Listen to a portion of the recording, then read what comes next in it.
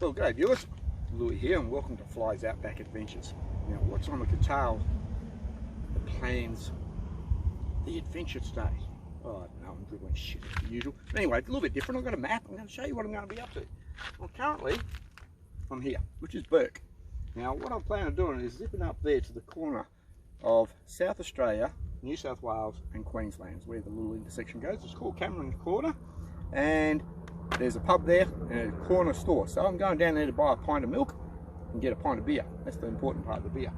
On the way through to there, there's a little place called Wannerings. It's quite late in the day there. It's going to be my first stop overnight tonight. Now this is all probably about 570, 600 kilometres. This is just gravel here. Once I cross over into South Australia, I'm going to go across a little bit, hook up, and there's a little place called Murty. Right, I'll hook across through here. Now all this here, this is all four-wheel drive tracks here until I switch onto the Strzelecki track.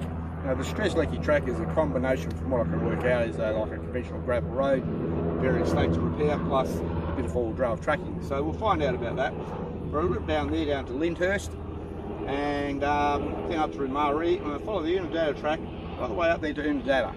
Now from there I'll make a phone call, check out Mount Dare, which is just up here, just below the Northern Territory border.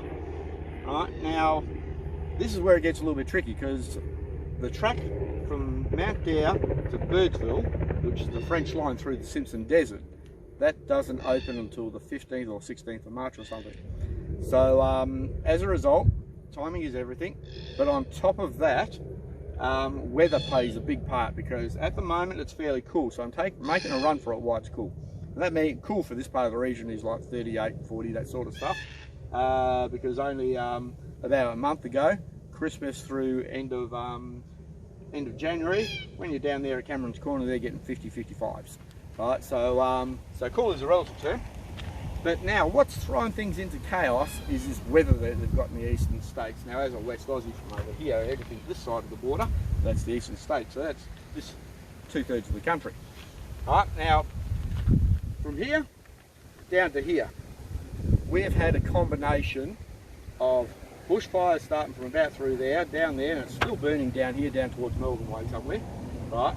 And had extreme heat conditions when I was coming through this section here, and I was ducking storms and ducking bloody heat and everything else. Get over to here, ducking fires, right? Now, there's a huge, probably about affecting that much of the country like that there, huge rain system that's going through. It's a combination of low troughs plus low systems, and there's also another low coming over to here, so it isn't going to get any better there anytime soon.